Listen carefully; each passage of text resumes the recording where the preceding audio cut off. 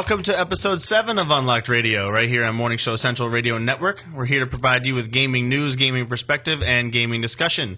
Be sure to like us on Facebook, www.facebook.com/pages/unlockedradio. Also follow us on Twitter at Unlocked Radio. Don't forget to subscribe to our YouTube channel, youtube.com/user/unlockedradio. And if you forget any of that, simply check out our website to get all the info we plug in here at www.unlockedradio.com. You can also check out our other shows on the MSC Radio Network, morningshowcentral.com for that. Watch our show live. If you're listening to us on your phones right now, go to morningshowcentral.com/watch to do that. And if you're on that end and you want to listen to us on the go, you can do that by searching your app store for TuneIn Radio, download the app, then search for Morning Show Central. You can also call into the show toll-free at 888-668-0742.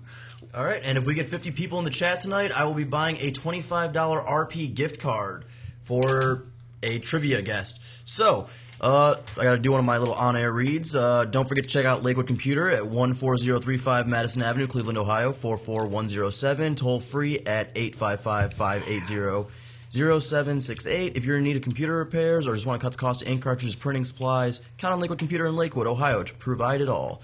For 5 years, they've been providing you with a huge assortment of computer equipment and services at competitive prices. They purchase pre-owned desktops, laptops, and related equipment. They offer outstanding prices on aftermarket supplies, including toner cartridges, ink cartridges. In addition to the cost-effective computers and computing products, they provide a service and repairs for HP laser printers, etc., etc. Check them out at www.joeslakewoodcomputer.com. Something that everybody's going to need. I'm going to need that pretty soon. Back to the show. We're your hosts, Chip and Rio, and tonight we're going to tap into some competitive gaming perspective. Tonight we're joined by Derek Vogan, a good friend of ours and a competitive gamer of many talents. He's here to give us an insight on competitive gaming, so all of you casual gamers out there can get an understanding of the mentality of turning your favorite hobby into a sport, a profession, or if you're good enough, even a profit. So Derek, say hello to our guests and maybe tell a little bit about yourself. Well, real quick, isn't like a profession implying that there's a profit? Well, sometimes people don't. People go in debt. Like, I guess if you're poor at your profession, that doesn't happen. Derek, get a little louder, man. Get closer to the mic. All right. Well, see, I'm usually pretty loud. I feel like you might already know that. Trying not to ruin people's eardrums. That's cool. They got soundboard in there. They'll level out the mics. Okay, so we're good? Yeah, we're good. Yeah, we're good. We got this. We're good. So yeah, I'm Derek. I've been playing games since I was probably like 5. Various games. Started off with RPGs and other single player stuff on PlayStation. Started playing I think the first multiplayer game I was playing was probably Tony Hawk. Sitting there, hey, check out the warehouse, and that same half pipe that everyone knows, and the same 5 songs because most of them sucked, and you turn most of them off. Right. But I did that. I played Pokemon cards, did the whole Toys R Us thing that everyone in everything that they know in their life went to. Yeah. If your dad went there, your dad was probably trying to hustle people for their cards. That happened. But, anyways, I did that. Got my Mew there.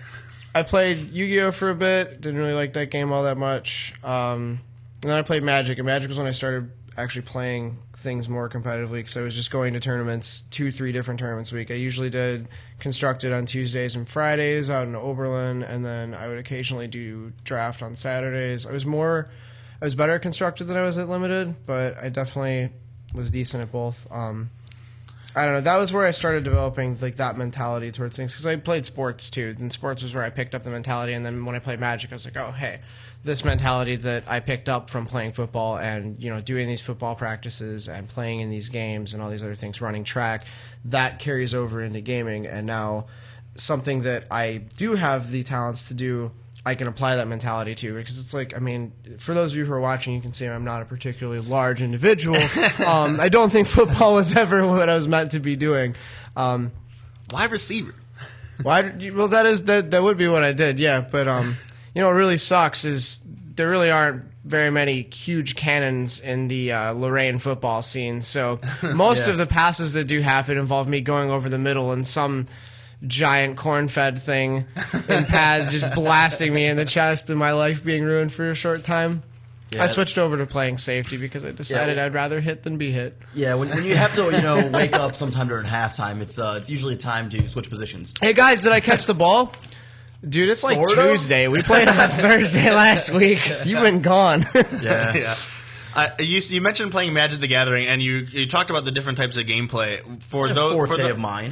See, now Chip knows a little bit about this. I know kind of the basics. For those people who only know the basics and don't know the different types of gameplay and different ways that you can play Magic, can you give us a little bit of insight into how Magic gets more than just buying some cards at a KB Toys when you're a child and then just trying to look at the illustrious pictures?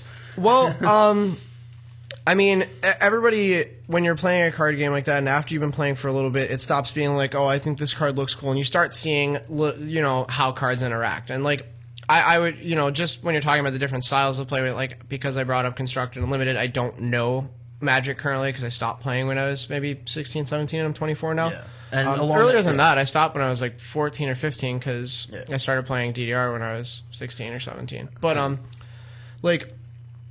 don't know much other than the terminology of, like, Legacy and Modern and those things. Back when I played, it was Type 2 and Type 1 and Extended, and then there was Limited, which was, I wish that would stop, Draft and Sealed. And basically, Draft is pretty much unanimously decided to be more skill-intensive than Sealed, considering that you also have to have the skill to draft and read the passes and everything like that. Draft, I don't mind, except for the fact that I already have enough cards. Like, I've been playing Legacy. I mean, don't get me wrong, like, Standard is a great way to start. Then you move in, the extended format. But Legacy is my forte because I don't have, the money for the Power 9. I don't have the space for a giant collection and going to drafts every other week. But I do like to make new, decks.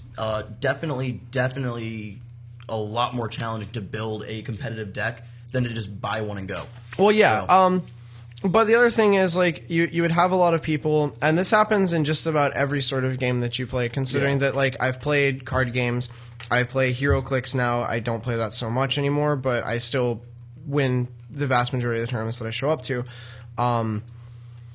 I think my dice like me for the most part. Although occasionally they really don't like me because, for those of you who are wondering, the odds of rolling Snake Eyes twice in a row on 2 6-sided dice is roughly 1 in 1,276, I believe was the number. I don't remember. We did the math the one day. I know it happened to me, and it was not really cool. But anyways... Like, there's this kind of, and some games have it more than others. I like the fighting game community from what I'm observing because it really doesn't happen in the fighting game community as much. But you have a lot of people who complain about, like, in Magic you go, oh, you nut doctor. Like, you play HeroClix, that's a cheese team.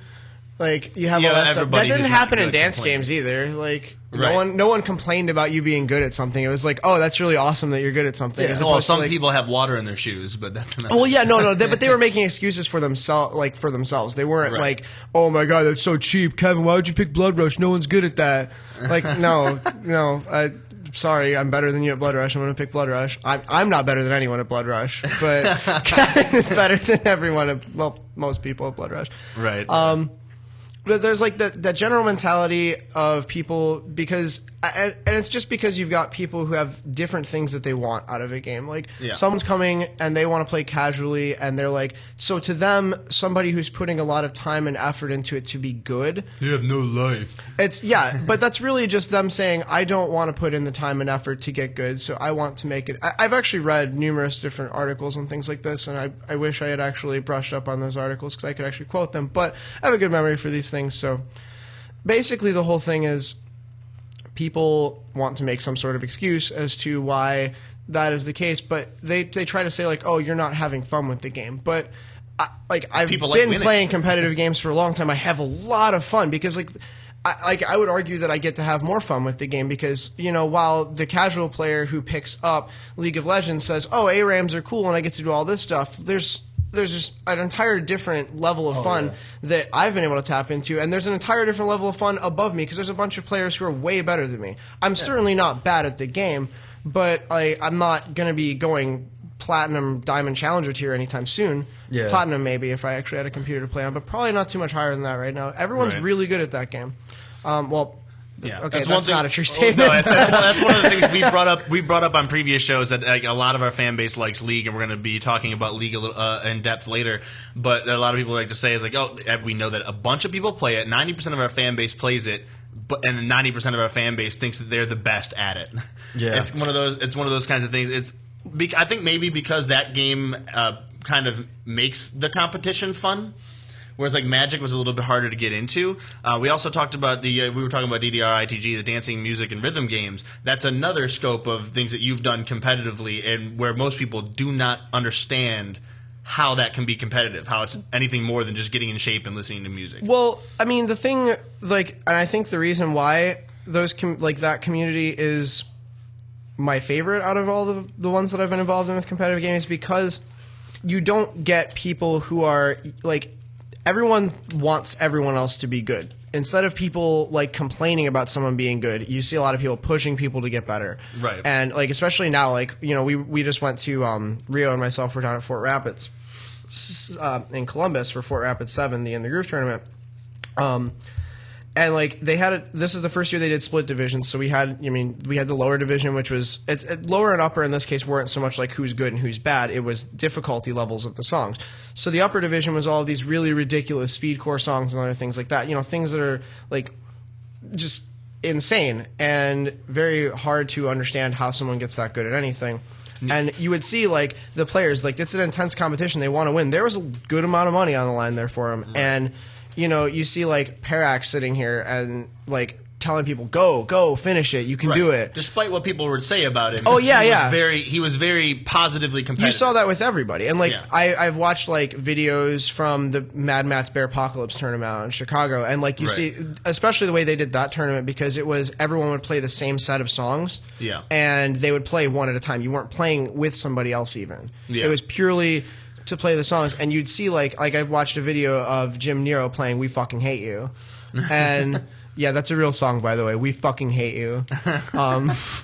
It's an 18. The scale for what's been in tournaments, at least at Fort Rapids, went up to 19. So the upper division was between 14 and 19. So, like, just based to relate that to DDR for the people of you who are casual and only know that, 10 being the hardest, 10 footing being the hardest songs that are in that game, being the easiest songs that are in these tournaments. Well, I mean, 10s, like, most of the 10s from DDR would be 11s or 12s on ITG, to be fair. Like, PSMO would probably be like, now it would be an 11, but if it had come out when In the Groove 2 came out, it probably would have been a 12. Like, Unlimited definitely would have been a 12. Just because it's like there's technical patterns in it, though. There's more technical patterns. There's jumps, and for the most part, it really doesn't let up. Yeah. I mean, when you're thinking of, like, it's kind of hard to think of that song as being difficult now, but it was really hard. It was harder than Lam. Well, that's one of the things I tell people anytime they're talking about, like, oh, I don't understand how anybody could get that good. You have no life. I was like, no, you have to understand that where you're at right now, we were at some point. Any of us who are good at something looked at somebody else and going, there's no way to possibly get that good until you try. Well, people just like to say that about games in general because of the fact that, like, they're called games. And by definition, it's supposed to be, oh, we're doing this to relax and have fun and get away from things. But there's a football game. Well, yeah, exactly. I mean, like, there's not just that. I mean, we wouldn't have, like, I wouldn't be sitting here talking into a microphone if somebody wasn't obsessed with sound technology and hadn't gone out of their way to try to innovate it. And that's the way it goes. Like, we wouldn't have sent people into space if somebody hadn't been like, hey, I'm really obsessed with getting someone there. It's good to have an obsession because it pushes your limits as a person. And the more you get good at one thing, I feel like the easier it is to get good at everything else, because getting good at things is in and of itsel's a talent. It's the only one I have. Right. And we've talked before about our friend Kevin, who was natural at that. Yeah, we've seen him be good at soccer. We've seen him be good at dancing games. Anything he picked up Marvel, and he was good at that. He's playing League. A lot of things. No. Yeah, he's playing League, and everything he picks up, he just puts some time into it and he gets good. You do the same thing. It's like you tend to have, sometimes you have a steep learning curve, but you don't stop. You don't plateau. Whereas other people who could pick, like myself, who can pick up and play something, get pretty good at it pretty fast, and then plateau because there's a different mentality there. Hooray, autism. Autism could be attributed to it. There are people like that. That's the thing. That's technically sort of an obsession, but for autism, it's called a focus. Yeah. People pick a focus. You pick a focus, something to channel all of that in your head and have you focus on one thing, and you get really good at it. Usually something you try and you're already slightly talented at, a little bit better than average beginner. Yeah. So you got to find something you feel comfortable and something you kind of excel at anyways, and just kind of go from there. Yeah. Now, with competitive, with tournament winnings and everything else, you mentioned actually the majority of the tournaments you've won in recent times have been with HeroClix. That's a game that we talked about a few episodes ago. but we had barely a minute or two to talk about it. And I know that the people really reacted positively to the superheroes and everything else. So could you tell us a little bit about HeroClix and how it works? Well, basically, it boils down to you have a bunch of characters and you've got 4 different stats that are actually on the dial. The dial turns to represent your damage. Once you hit a click that says KO in all 4 slots, that character's dead. 1 click to the... you're clicking the dial left or right, I guess, as damage. I hate thinking that there's like both. The top of it's going to the right. Right. Of it's it depends on which dial technically turns clockwise. Yeah. Okay. So now that we realize that we're all dumb and we don't know how clicking dials works, but when we all know which way it goes once you've actually yeah, should have brought one with me. Basically, the reason for bringing that game up is because it was basically customizable chess. Well, yeah. No, I mean there's good points and bad points to that. The good points are obviously you have like a level of creativity that you don't have in a game like chess. Trust me, I'm not knocking chess because I have a minor thought that the 2 highest like levels of game I think you can play are chess and poker in my head as far as like non-physical games. And like poker's all about reading your opponent and there's luck involved, but it's more like there's a reason you see the same players winning or at least placing well in large tournaments year after year after year. It's because there's way more skill involved, and there's a reason that there's people who pay their bills doing that. They're not just lucky. I mean, there's skill involved. There's certain games where you are going to have, luck involved. Like clicks, magic, etc. There is luck involved, but it's still primarily skill. Dice rolls, yeah. Well, and then chess, you have like my friend Mitch brought up a good point about chess. He was like, anyone can get into chess. There's no barrier of entry because you can go to the dollar store and pick up that cheap, tiny little set where the board folds out and holds all the pieces inside, and they're all these tiny little plastic pieces. Right. And that kid has the same pieces, and especially with the internet available, he has the same resources to get just as good as that random old guy that you see at the park sitting there with a couple birds chilling around him. Like he's probably more in movies than he is in actual real life, especially because. I don't really know where there are parks where you would just want to chill and play chess. Unless you go to Crocker and play the giant. Oh, yeah. Well, I mean, but then you're not going to have the old guy sitting there that's been playing for like 50 years, Well, no, you're going to have like the dumbass 14. Yeah, you're going to have the 14-year-olds trying to... I thought about maybe that I shouldn't say that halfway through. No, but you still have, like, even at Crocker, you have the smaller chess tables there, and you will undoubtedly see that sometimes. We actually, at our local coffee shop at Common Grounds, again, we see people. There's an older guy that comes in. And there's a couple of them. There's a good 4 or 5 different people that come in there and play chess all the time. They have a nice, it's no joke. But heroes, but the difference is that. You have the customization. There are all sorts of different types of formats because every character has a point value. There is no exact math to the point value. That's why that's the reason why some pieces are good and other pieces are bad. And that's another thing that I think people have issues with in competitive games in general. And HeroClix is a great vessel for this.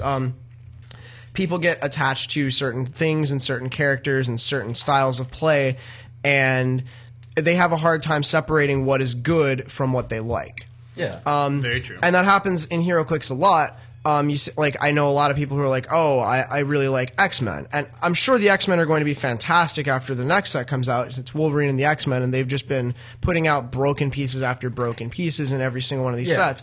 Except Spider-Man. Apparently they didn't like Spider-Man so much.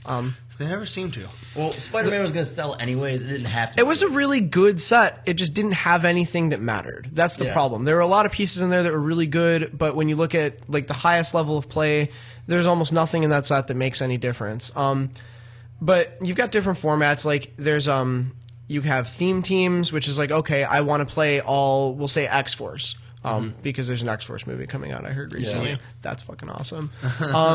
But we'll say X-Force. I want to play X-Force. Okay, so now I look at the roster, and every piece has a card that comes with it. There's keywords up at the top. So I could say, like, okay, well, Cable. Cable's not only in the X-Force, but, like, this particular Cable might be a Cable from a storyline where he's in the X-Force. So he might have only, like, X-Force and Future because he's Cable and he's from the future. And we'll say, like, Scientist. Maybe probably not scientist. I don't think Cable's a scientist. But I think Cable's a scientist. But okay, well, maybe like theoretically, let's we'll go ahead. Argument. We could say Forge, because Forge is from the future, and Forge is definitely a scientist. Yeah, We say that Forge has, like, scientist, armor, because he's, robotic, partially cyborg, rather, would be the word I want. We got, like, armor, scientist, future, X-Force, maybe, like, New Mutants or something. Yeah. So, like, you might have those, and it's like, okay, I want to play X-Force. So now I have refined my search to I'm only looking at pieces that have the X-Force keyword. And I can say, okay, well, I've got this old Deadpool that has, like, I've got the Web of Spider-Man Deadpool. He's really good. He's X-Force, 158 points. We'll say I'm playing 500 points. So now I take Deadpool. I decide, okay, I definitely want Deadpool on my team. Like, why wouldn't you want Deadpool on your team? He's fucking Deadpool.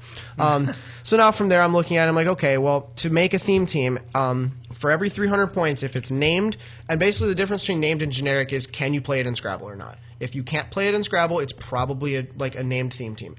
X-Men, Brotherhood of Mutants, Justice League, Teen Titans, Villains for Hire. Like, those are all named theme teams. And typically, there's actually only one keyword that crosses over between DC and Marvel and is a named one, and that's Atlantis, and I don't know why. Yeah. But Atlantis crosses over between DC and Marvel, and other than that, keywords are almost always universe-specific. Metropolis, Central City, Gotham City, Batman Family. Yeah. I mean, the symbiotes just go with monster, but the principle's the same. So you get bonuses based on these keywords, and you can put them together as a specific team, and people tend to do that. But you have, the big benefit you get to it, the biggest benefit you get to it is you get +1 towards the roll that you make to determine who goes first, which is important because if you do choose to go first, you also get to choose the map that you play on. So, like, if your team, like, for example, this is what keeps, giant things like Galactus from being overly powerful in the small point competitive games. Galactus is all 300 of your 300 points. Yeah. So I play Galactus, I don't have a theme team, and there are certain maps that just ruin Galactus. Bizarro World. There's literally one place on the map that Galactus' base can stand, based on the rules of the game. And he can't see most of the rest of the map. Right, so he's stuck. So Galactus just gets to sit there and do nothing. Yeah, it makes no sense in terms of, like, actual reality, but then again, there's also things in HeroClix like, this cop car just ran up and hit Galactus. Now he's cuffed to the bumper. What do? I eat planets. Fuck off, you're under arrest. Like, that's a thing in HeroClix, and it happens. And it's just cool because you can customize different things. Like, I've done everything from playing ridiculously competitive teams. We played in the tournament for the Batcave recently. That was a few months back. And I won that up at Warzone, and I didn't get a chance to make it to any other ones. But I played at Warzone, and I had to play against the two strongest players in the store other than, like, myself. Like, they're both very good, and they're the two guys that I know definitely can beat me every time I show up to play. I've beaten both of them slightly more than they've beaten me, but they're good matches all the time. I have to really try to win these matches. I didn't even want to be there.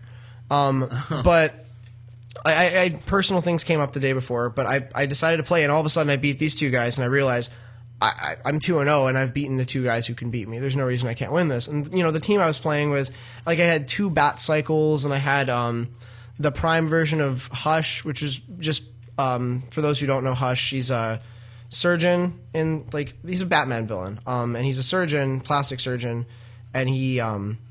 at certain points to screw with Bruce Wayne, does plastic surgery on himself to turn himself into Bruce Wayne. Yeah. So that's the He's also claimed to be his father at some point. Yep. I don't know too much about. Yeah. Like, the well, storyline.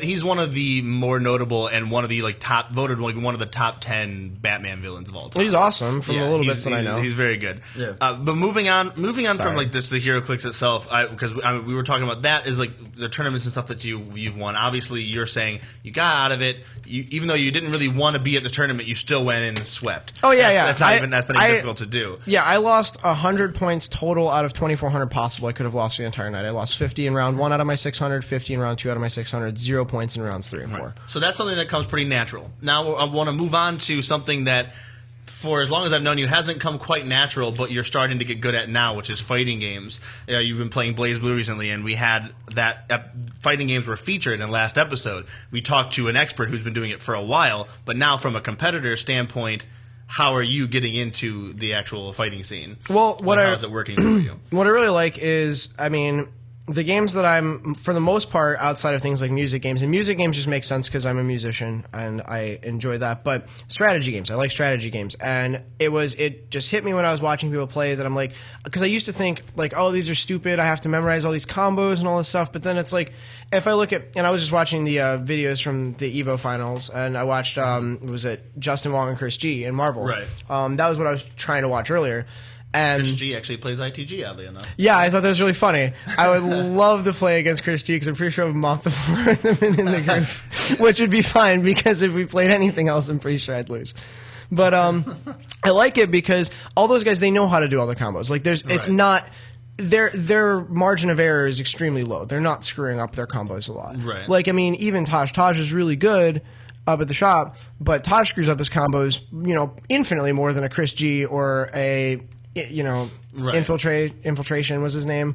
Like, so those guys are not screwing up their combos. So at that point, it becomes a strategy game. It's like, okay, now I need to be able to read my opponent and know what he's doing. And like, I don't like Marvel as much now. I thought it was cool when I first started, but now I don't like it as much because I just don't like you get comboed full to dead. It seems like. I mean, I didn't see that in the Chris G Justin Wong matchup, but I mean.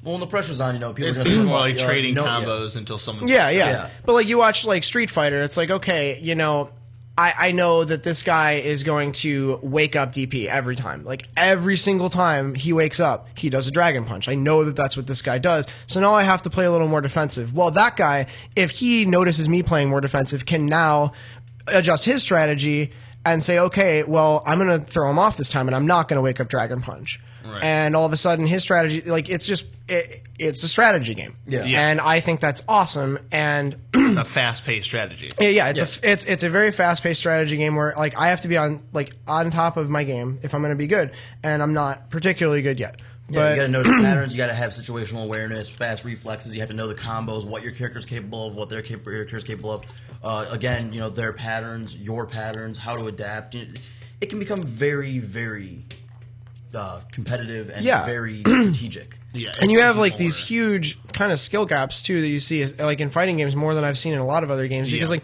we played up at Commons recently and Tosh sat there and ran stick for a while and then like I 2-0'd him once with Hakumen against his Ragna and then promptly got the floor mopped with my face for the rest of the match. It was a best of 5 set, but I won the first round, like the first match 2-0. After Taj got off, I didn't give up the stick for the next like 2 hours. Up until I left, and it was like it wasn't like the other players were bad. It's just like it's funny that Taj is so much better than me, and then I was so much better than them. And then like if Bobby shows up, Bobby might be like I don't know how good Taj is at Blaze Blue yet, whether he'll be able to compete with Bobby, but I would like to see it. Right. And maybe like not you just Blaze Blue, but Marvel. Okay, yeah. I'm not sure exactly how Bobby is in Blaze Blue, but I'm sure when it came to maybe he would hold a candle to him there, but then if we go over to Marvel, again, another skill gap because you have your specific game in that genre. Yeah. Do a little bit better at. Yeah. I mean, it just seems cool. Like it seems really cool, and especially with like how supportive the community is. Like I've been sitting here. And literally the entire weekend while I was sitting here working, every time I check my phone, it's nothing but Evo posts. Like, everywhere. Everyone's posting about Evo. It's one of the biggest competitive gaming scenes, period. And it's like, it's held in Vegas, correct? Correct. So I get to go to Vegas and play fighting games. It sounds like, it sounds fantastic. I want to do this. Right. It's one of those things, but like, it seems good because of that major skill gap. That's something that's not easy to get into. It's very easy to play fighting games and to just say, you know what, I don't feel like getting into these combos or trying to memorize all these move lists and get to the level that they're at where they don't screw up. But being a competitive gamer and understanding how it works, understanding strategies, you can still apply that and just hustle through it. Yeah. I don't know. I guess that's something that certain ones of us can't do. Like with League of Legends is another one of those things where for those of you, obviously everybody knows about this, but everyone, like I said, everyone thinks that they're the best at League. There's a lot of them that really, really aren't, but think that they are. Yeah. You have that with every competitive game, to be honest. Yeah. I would say it's a little more pervasive in League than a lot of other things. League, as far as what we know. Especially in solo queue. League has GoldenEye syndrome. Like, is everybody, obviously, if you're listening, you're a gamer, so everyone here knows GoldenEye for 64. And, like, you remember every single person you talked to because you didn't have online back then, so you didn't have a way to... Yeah, well, unfortunately, we got to cut things short real quick, so... No, it's fine. When we come back, we're going to be talking a little bit more about League, getting in depth of that. I told all of you viewers that we were going to be getting into it. I know everybody wants to hear it. When we come back, we're going to get more into that. We're going to get into check our chat room, answer some questions, get into our trivia. Right now, you're watching Unlocked Radio on morningshowcentral.com. We will be back in 7. Oh, nice.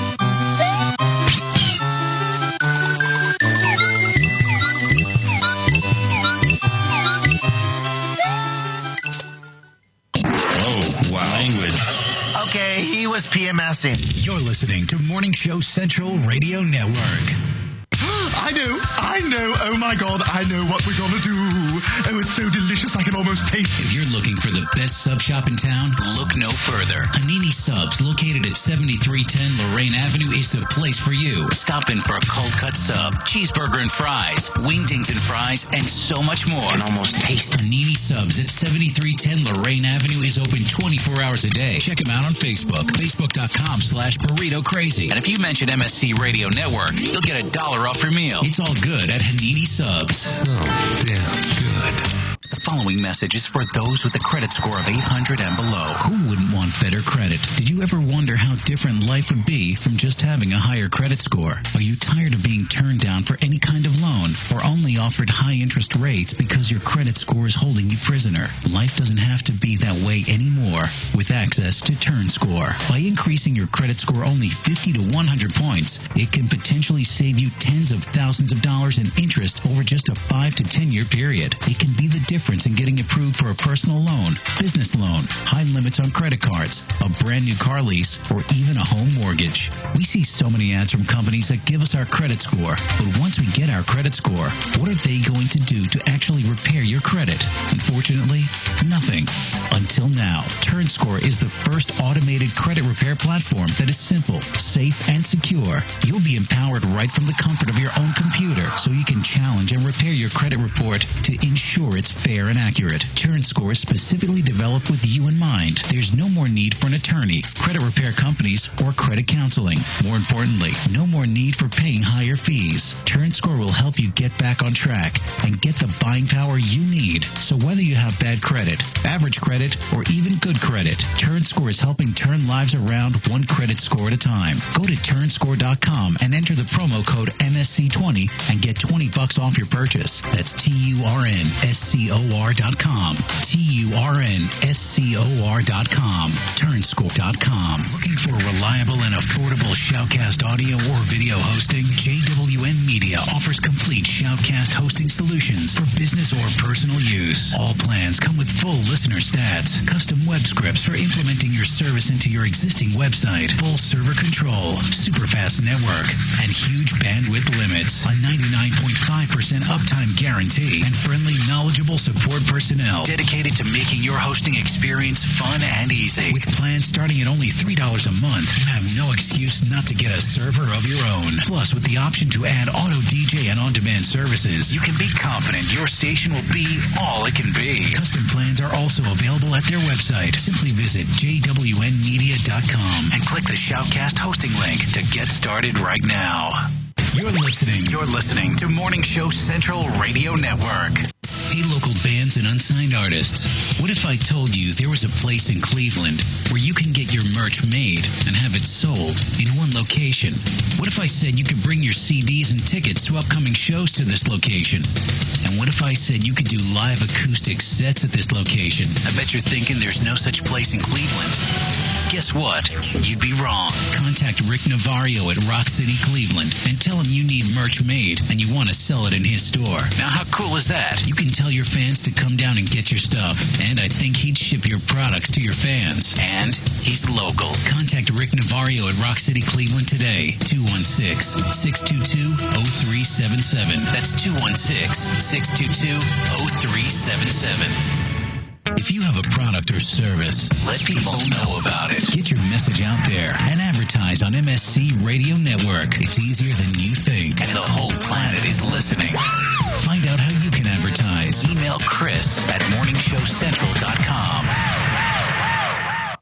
I knew something was wrong when a little pretty white girl ran into a black man's arms. You're You're listening to Morning Show Central Radio Network. P99 Technologies. Affordable and reliable web hosting done right. Jumping from one web host to another can be frustrating. Finding a good web host can be unnerving for even the most experienced of web designers. That's why Uncensored Net Noise has chosen P99 Technologies as its web hosting supplier. Established in 1999, P99 Technologies has evolved into a first-class web hosting provider. Its 99.9% uptime rivals many in the industry. That's why they offer their 30-day guarantee, no questions asked. For more information, go to P99.com. P99 Technologies will help you get started with your web presence with honest and expert customer service. P99 Technologies. Affordable and reliable web hosting done right. This is President Barack Obama, and you're listening to MSC Radio Network.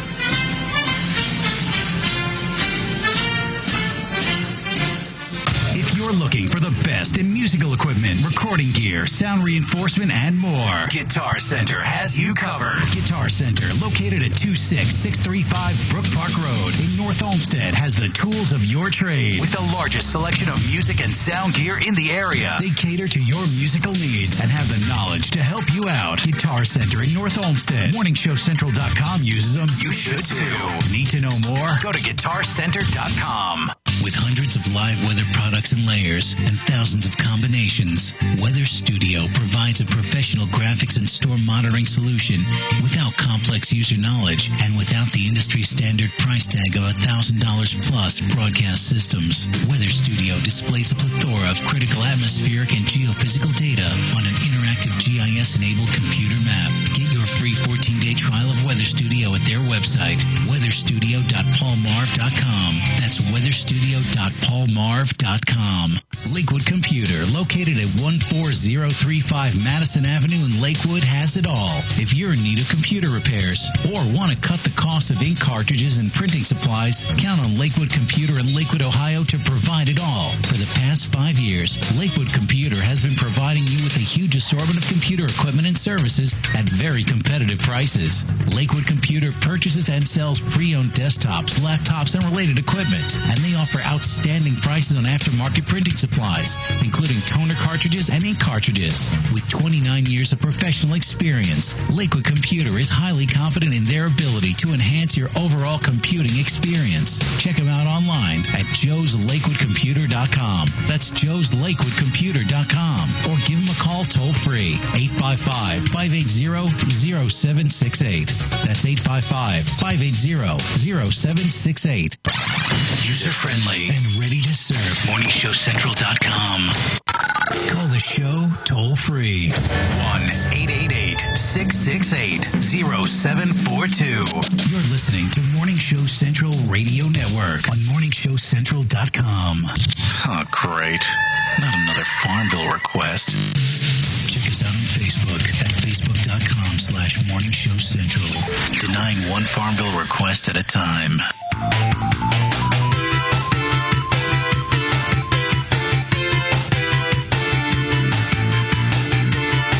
And we are back with Unlocked Radio here on Morning Show Central. As we said before, you can call toll-free to ask our guests or us any questions at 888-668-0742. Be sure to like us on Facebook, Unlocked Radio, YouTube, Unlocked Radio, Twitter, Unlocked Radio. Obviously, you can see the theme here. Go to unlockedradio.com to get all that information if you don't already have it. We're back here with Derek Vogan, pretty much our competitive analyst here. We brought him on here for the analytical mind that he's got and being able to explain things in a way that we might not be able to. We're going to be talking about League of Legends here because obviously that's what everybody wants to hear. It's a lot of our friends, a lot of our fan base is into. And who isn't into League of Legends? I'm just wondering. Well, it's a free to play. Oh yeah, right. Yeah. That free to play MOBA. Even your broke ass can play League of Legends if you haven't started already. And if you're not broke when you start, you'll be broke by the time you get level 30. Hey! I've got like 9 more levels to go, so we'll see. Oh, and you're already broke, huh? I was broke before I started playing it. That's why I started playing it. It's free. All right. Exactly. All right. So we obviously Warcraft 3, I went through Warcraft, Warcraft 2, Warcraft 3, then to Dota, then branched off into League of Legends and to Heroes of New Earth. I took more into Heroes of New Earth, and we've had multiple arguments on which one is better, which one's worse. Well, one of them is recognized by the United States government as an official sport, so I think you picked the wrong one there, buddy. Yeah. It's very true. Then again, I don't play either of them now. But we got into League of Legends. Again, I was a little bit more casual. Everyone was getting into it. And again, the obsession kind of pushed me away a little bit. It drew you in. And you said you've racked up how many games of League? I'm like sitting somewhere between 4,000 and 5,000, and if memory serves correctly, 11, I started around November 2010. 2010, when I was actually in Houston at the time. Yeah. When I came back, you were playing it. Now, to make this, to put this in perspective for just how many games that is, at no point in me playing League of Legends have I owned a computer that would run the game. So, all right, so he's got 50 games under his belt? No, I'm saying all of these games happen on other people's computers, so obviously crammed together. Yeah, well, we got started. I started with my friends Jimmy and Dan, and we had 3 computers set up in Jimmy's basement, and the 3 of us would just sit there and play. And this is how we got through probably all of the first 30 levels were played over at Jimmy's house. And we had a couple people who got us into the game who had been playing for a lot longer, so we knew not to buy the low tier runes and things like that. But basically, it just started off the very first champion I ever played. I played Fiddlesticks. Ooh, interesting. That was my free week. The ones I remember, Fiddlesticks, Mundo, and Amumu were all in my free week. And then there were other people. I don't remember them because I didn't care about them. I registered. I played Garen once. I'm like, hey, this guy doesn't have mana. It looks really simple to play him and spin to win. So I bought him and I played with him until I think level 10 before I even got another champ. Yeah. So I mean, the first thing I did, as I do with anything that involves characters, I'm immediately tier list. Who's good? I need to know who's good. And I don't necessarily I'm not super tier list where I have to pick top tier. We brought up BlazBlue earlier. I'm playing Lambda and Hakumen. Hakumen's top. Hakumen's really good. Lambda's pretty good. And then I started playing Noelle recently, and Noelle's not considered super top tier, which is fun.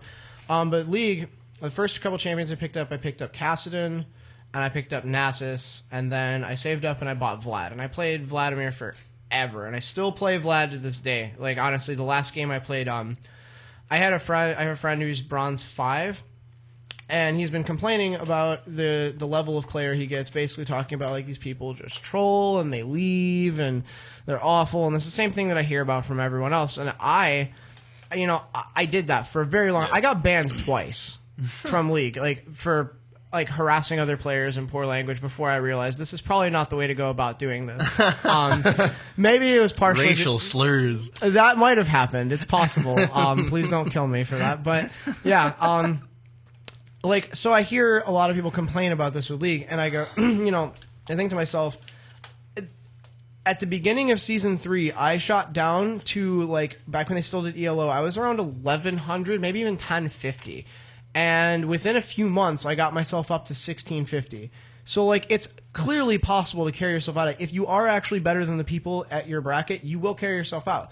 And I've been telling Tom this, and I said, okay, so I'll bet you a coffee, just simple coffee on one game, a 1-game sample size, that I will play this game, and I will win it for your team. Not only will your team win, but I will be the reason why. You'll see it. So I pick Vlad, and I go 24, 3, and 15. I legitimately won a 3v1 without dying. I was the only person there. I killed 3 champions by myself. And this is just purely from okay, I run up against Zed in lane and I bully Zed around because I know, I just know that I'm going to be better. Especially with League, I feel once you start hitting around gold around there, everyone probably does something, one thing, probably about as well as professional players do. Everything else, they're not a very well-rounded player. I'm better than most at a lot of things, but if I get dropped into top lane against, Hotshot GG or something, even though he's not very good anymore from what I hear. But anyways, if I get dropped in a lane against Hotshot GG, I can probably keep up with him for a while as far as trading goes. I'm really, really good at trading, and I picked that up from Vlad. It's okay, I understand how to, just make the lane last longer. I want to slowly whittle you down. It's not a sprint. It's a marathon. I'm going to be up here with you for a while. And if if I'm playing a mana champion, I can't just sit here and like, oh, I want to harass and spam all my spells on cooldown. That's great up until the point where you realize that your opponent's not dead and you've got no muscle to kill him with. Because now it's like, that's why I would save my Ignite. Yeah, but okay, so Ignite does something, but if I'm playing, like LeBlanc or something, and I run out of mana and I still have Ignite, it's like, sweet, I can't do anything. And my opponent, if they know anything about what's going on, they're reading how I'm playing. Like the first thing that I do upon walking into a lane, I need to figure out how my opponent plays. I need to look and I can analyze that within 30 seconds. Like I watch his movements, I watch how much he's paying attention to farming, how much he's walking towards me. And you gotta these are all things that you just pick up from playing more. Yeah. And that's the thing with League is because it's such a wide open game, there's no formula for just I'm going to get good at this. Yeah, you have to be able to read your opponent to be able to figure out how to beat your opponent specifically. But you have more than just that. It's like there's literally skills that you cannot possibly pick up, even if they're explained to you and you read about them and you see diagrams and you watch videos. You will not pick up certain skills in that game without just simply playing a lot. Oh yeah. And so I play this game and I'm against this Zed, and I know that I know what he's able to do. I know what he's capable of doing, and I see that this player is not quite sure of his game plan. He did not go up there with an idea. I went up there with a very specific plan. I'm Vlad. I'm going to Q you on cooldown as long as it's not going to put me in threat range. I'm going to keep my lane warded, and I'm going to out-sustain you. I'm going to sit here and I'm going to pop you all the time and know that I'm going to heal every single time I hit you. Yep. And eventually, you're going to be faced with the decision of, do I try to go all in on him knowing that I have less life, very likely to die? Do I back off where he gains level and farm on me? Yeah. Or do I not make a decision, which is the worst of those decisions, because in any sort of game, period, you always want to be in the driver's seat. You want to be the one making the decisions. You do not want your opponent to You don't want to be reacting. Yeah, you definitely need, with League in lane, especially early game, you need to know if you have the ability, if you're going to lose, so that you can back off, or you can, go in and just balls to the walls and hope to walk away from that one. Because one way or another, one of you is going to die. And if you know you're the one that's going to die, you need to get out of there. Otherwise, your hesitation just lets them out-farm you, and then you're still recalling anyways, which takes you longer to get back to the lane. I've figured out in numerous situations, I'll talk to people who main jungle. I'll be like, I get so tired of, I let my jungler know, hey, I'm losing the lane, I need some help up here. And they're like, oh, why would I go gank for the 0-3? I'm like, I let the guy know I'm losing when I'm 0-0 and I'm down 8 farm or 10 farm or something like that, because I know I can read it really early, because that's the skill that I have that I'm very good with in the game. I don't know. I feel like everyone needs to kind of try out a lot of champions. Yeah. You want to do that. That's one of the reasons I like ARAM so much, is you get to learn different champs. However, it only lets you learn champs in a team fight circumstance. You're not getting, the one-on-one, lane-to-lane kind of thing. That's something that you pick up just from playing the champions individually, because you'll know what a champion's toolbox is, and if you know how to lane, that's the thing is, when it started off, when I started, it would really suck to play a champion I'd never played before. And now it's I pick up a champion, just from, looking at what their skill set is, I know what I want to do. Yeah. I tried to do that with Aatrox recently, and I don't really like him so much. Everyone else was like, oh my god, Aatrox is so good. Yeah, so many people were all over him, and I was like, he's not bad, but there are he's better fucking champs terrible. For it. All right. That was my thought on it, and I could be wrong. Other people have told me they think he's strong, people that I think are actually good at the game, but yeah, it wasn't for me. It really depends on your play style. If you're good with him, if you're good against him, there's a lot of variables on that. And Aatrox is just one of those that I'd just rather avoid for the time being. Yeah, I mean, I don't know. The other thing is, especially now, more so than there ever was, we have a lot of champions that are really good, and most people are viable, and you could make cases for banning a lot larger of a percentage of the roster than you ever could before. Because, when I was starting, there were times where, Release Nocturne. For those of you who've been playing long enough to remember Release Nocturne. It was a fucking nightmare. If you didn't ban Nocturne, the other team instantly picked him, and you were, at least a 70% dog. Yeah. If that's probably being real generous, too. And, you had that a lot. There was, Release Nocturne and Release Vayne and Release Xinjiao. These things were all, just way over the top, way too strong. And they don't really have that happen a lot anymore. Rengar came out, and he was really good, but He wasn't like overpowered. He was, but there were at least enough other things that were good in the game where picking him was not an auto win. Like Thresh. Thresh is incredible. I like legitimately. I watched Thresh's champion spotlight and said, "Really? They're gonna release that? Like that's a real thing?" And he's really good, but he has counter picks, and B, he's skill intensive. Yeah. That's another thing that relates to how overpowered the champion is. I mean, like. And that's in every game. Like, how much skill does it take to do this? How specialized do I have to be at something to be good at this? Like, you know, you pick up like a Garen, and Garen really doesn't require much skill. It's basically a matter of, can I time my flash and auto attack them with my Q before they flash? Because if I do, then I kill them. Yeah. And like I've done that so many. I used to run like people when Annie was really overpowered. I would pick Garen, I would go mid, and I would go, "Hey, how's it going?" Flash, stab. They've taken a lot of those really, really powerful AP characters, and they've started to shift them a little towards AD. And I don't know how I feel about that. I mean, for example, like the newest patch, a couple of Yi's abilities actually run off AD now instead of AP, which I guess kind of, you have to build a more balance now to make him as effective. But, well, the thing was, he wasn't intended to be an AP champion. Yeah, he just ended up that way. And that actually, fun story that most people don't know, Kassadin was originally not intended to be an AP champion. Did not know that. Kassadin was originally intended to be like a melee beat stick, the way they designed him. Yeah. Because his W now, the thing that you pop that gives you extra damage, originally when you popped it, it gave you an obscene amount of armor pen. Like, it was like 60 or 70 armor pen. Wow. For a few seconds. And so the idea was that he was supposed to be this amazing assassin where he flashes on top of you and silences you and slows you and then just beats you to death. Yeah. And you'd go like, Trinity. I did this a few times. It was really fun. You feel like a Jedi. Yeah, you throw, Trin Force well, on it. I mean, like, you're a Jedi either way, but instead of being, Darth Vader, now all of a sudden I get to be Darth Maul. And it's like, I know a little bit about the Force, but I'm kind of just going to show up and fucking paddle that ass for a little bit. Yeah, I'm just gonna impale you a couple times, non-stop barrage of attacks. Yeah. Good luck defending. No, it was great. You jump on top of their AD carry, Trinity Force proc, silence, Trinity Force proc. You just beat the crap out of people. Oh yeah. And but it wasn't. It just didn't make as much sense because of the way they set his scaling as the AP. So people just started playing him AP. Gragas was not originally intended to be AP either. There was some player that just started playing him AP in big tournaments and crushing people, and all of a sudden they're like, "Oh, Gragas, we can play him AP." Well, it's because no one realized he was, AP. So, well, that you could. Well, so we've gone over going out a lot of the technical things and things that you're doing. But what about for the people who are hitting those plateaus? Like, what do you feel that some of the people that you have seen, what are they doing wrong? How do they get better at it? How do they get out of that rut? First thing, admit that you suck. Plain and simple, because I can say it right now, I'm not that good. I'm better than almost everyone else I know personally. That doesn't make me good.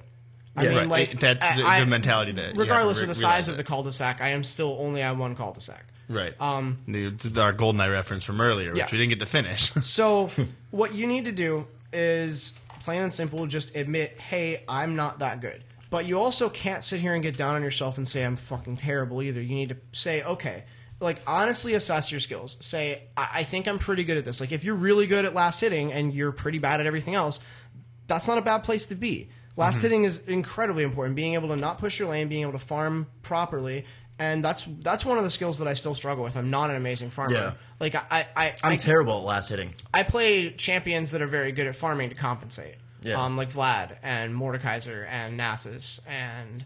I go with, Volibear and Garen as my top two. You know your strengths and your weaknesses. Yeah, and so you figure those things out, and then you can do one of two things. You can either develop a style that allows you to kind of circumvent your weakness, or you can simply just grind it out and get better at it. And I've done both of those things. To get better at last hitting, I spent a lot of time playing AD carry. And it was like, I don't really care for playing AD carry that much. I don't like being really squishy. I don't like relying on the rest of the help. I like being more... I either play really bursty champions or like really tanky bruisery type guys. Those are my thing. I definitely play like heavy tank. Like that's my goal, is to be as tanky as possible in almost every game. And like, because I'm tired of going into a lane. It's like, all right, I dealt 50,000 damage in like 10 seconds, but I'm dead. Yeah, well, I mean that's I don't like that. That's all a matter of like being able to assess the threat very quickly, and when you're playing somebody like LeBlanc, like mid lane is just the classic example. This mid is probably where I'm most comfortable at when I'm playing without a team, because of the position that it's in, and I get enough gold. Like jungling, I tried for a while. Jungling, you just don't get enough gold to be the guy who has this massive impact on the game. Not unless you're picking up like a Cage's lucky pick or something. Yeah, well, even then, like that simply doesn't make up for the amount of farm that I'm missing out on because I don't have a solo lane. Mid's really good because you get all of the roaming aspects of jungling, and you're while still getting the gold. lane. But I like top lane the most. I love top. Unfortunately, in my level class, everyone wants to dual top and no jungle. I'm like, that's how we lose every time. So I just can't jungle. If you're trying to work on getting better, just figure out what you think you're good at, and then play every role for a little bit. Make yourself like, okay, I'm gonna spend all of my games this month playing League, trying to play either support or AD carry, so I can understand bottom lane better. Or I'm gonna make myself jungle. A lot of people, you get into a comfort zone and you just keep doing the same thing over and over again. But you want to see which things you're good at, which things you're bad at, and figure out from there where your specialty lies. And you should know how the entire game works, because when you know the mentality of how everyone plays in every different lane, you can start predicting better how the game's going to go. Like I've gotten to the point now, I take a quick glance at the minimap and I know what's going to happen. I know how that lane's going. Like I don't even need to pull my camera down there. I can look at where the minion wave is positioned, how large the minion wave is, and the positioning of the champions on the minimap, and I know what's going on down there. And if your team's warding right, you can watch everything. Yeah. So now, we have a question from the chat. Why do players from competitive teams, why do they form competitive teams when they aren't even high ELO?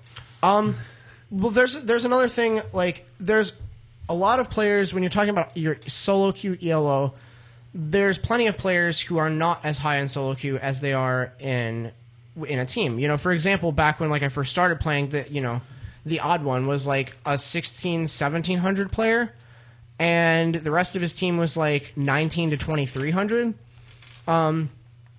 The odd one was really good on the team. He just his play style was not a solo queue type of play style. There's other people who are like your solo queue pub stomp heroes, like your Pubelters and your hotshot GGs, and these are the guys who they have that mentality that lets them go into solo queue and just paddle asses. That's what they do. Yeah. So honestly, I don't think there's anything wrong with forming a team when you're at a lower ELO, because what you're doing then is instead of you're allowing yourself to pick up better habits and a better mentality, and I think it's honestly a very good thing. Because in solo queue, and I know this because I've played a lot of solo queue, you start picking up certain bad habits because you play solo queue. So if you got some friends and it doesn't matter that you all suck, start playing together. Start playing ranked games together and really caring about how well you do and figuring out who fits into what slot. Yeah. Not only will you kind of get rid of that stressful situation of being screamed at by people you don't even know, because your friends are probably not going to yell at you unless I'm your friends, and then I'll still yell at you. And they're going to watch you, and they're going to help you, peg things out, work things out. They're going to give you pointers, because obviously your friends aren't going to be like, you suck, quit playing. They're going to be like, hey, why don't you try this role, or hey, why don't you, do this a little bit better. But, yeah. You're just going to develop better habits, so it's definitely good. Again, being humble helps out, because you have to acknowledge that you're bad before you can get good. If you think you're the king of the cul-de-sac, it's not going to work. We made that again, like the GoldenEye thing. If you think you're the best, you're not going to actually get that good. But in League, there's no excuse, because with GoldenEye, like before that, there was no online play then. Yeah. And now there is. Now you can see everybody, and there's no reason why, with all the resources at your disposal, that you should not be able to just to admit it, that you need to improve, because you can't just see something. It's like throwing a gorilla at a grape. Like, you might annoy the gorilla, but you shouldn't. If you expect throwing a gorilla at a grape, a grape at a gorilla, my bad. fighting a gorilla with a grape is what I think I meant. This image of I'm just holding a gorilla over my head, and there's just this little grape chilling there, just like, I'm gonna pick this guy up. But it's like, you have to understand, like, when you're beat, and until you do, you're not going to get better. You're blinding yourself, and you're putting a wall there. You also need to figure out how it is that you learn and get better at things. Like, that's something that I have a little harder time relating to, because learning is the only thing I'm naturally good at, and I'm good at learning in most of the ways that people learn. I pick up in a variety of different ways, but there's like Kevin, like Kevin White from Under the Shot. He learns fighting games by getting his ass thwomped on. Right. He gets There's some better people just that sitting do. there, just getting destroyed. Our friend Dave All right, learns the guys. same way. Well, unfortunately, we're running a little close on time here. I hate this. I'm really thinking about doing a 2-hour show after the contract runs out. But yeah, don't forget to check out Hanini Subs at 7310 Lorraine Avenue for the best subs in town. While you're there, tell them MSC Radio Network sent you and get your $1 off your meal. And in chat, I got a little link here for the 15 solo queue God tier champions. I'm going to watch that, and I'm going to post something about that and let you guys know. Yeah, we'll definitely have that up on our Facebook. Thanks for the guest who actually threw that on there. And we want to thank Derek for coming on the show, bringing up some kind of, like I said, analyzing things in a way that most of you probably aren't doing. Hopefully this will help you guys get better past some of those plateaus. Remember, admit that you suck. Step 1. You've been watching Unlocked Radio here at Morning Show Central. Go check out unlockedradio.com for all the info on YouTube, everything else. Watch the shows that you missed. We'll see you next week. Peace out, player. Who's Coach Girl?